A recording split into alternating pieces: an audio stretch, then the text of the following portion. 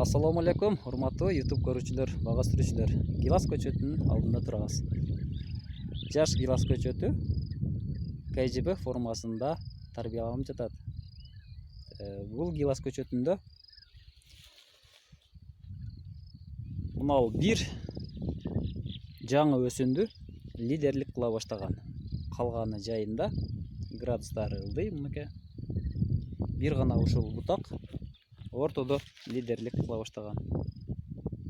Мынау ушул лидерди ийүү же болбосо ушул бутактарды ийүү боюнча сүйлөшөбүз. Достор, көп түрүн билесиздер.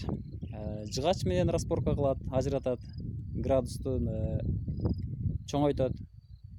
Же болбосо жипке тартат, салмак илишет. Дагы башка көп түрлөрү бар.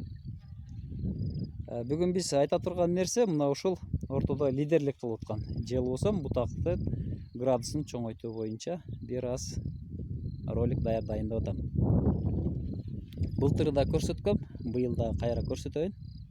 Мына ушул ортого лидерлик кыла баштаган бутакты сыртка кантип алып чыкса болот. Мына калган тегерек формада бир гана ушул лидерлик кылып жатат. Мына кармадык. Мына ылдыйрактан кармайбыз. Мына бир аздан мынтип бышырып чыгабыз, мынакей, ийип чыгабыз. Бул азыр жумшак. Каяка ийсеңиз, каяка бурсаңыз ошол жака карап кетет. Мынакей. Сиздер көрүп эле жүрөсүздөр.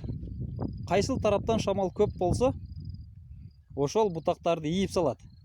Көрүп эле жүрөсүздөр муну. Ошол сыяктуу мынакей. Биз да жумшак маалында мынакей. Кол менен эле бир аз ийип бышырып коебуз. Эми көрүңүздөр мынакей. Бул ортодо лидерлик кылып аткан бутак сыртка чыгып калды. Бул акырындап кайра лидерлик кылууга турууга аракеттенет. Эгер кайра туруп кете турган болсо, кайрадан ушул методду жасап коебуз. Эгер ылдыйраак кылып койсоңуздар, бир аз жогоруга өзүн көтөрүп алат. Мынакей. Көчөттүн ортосу кадимкидей ачылып калды мына. Ортодо лидер жок. Көп лидерлүү КЖБ системасына салынып жаткан көчөт.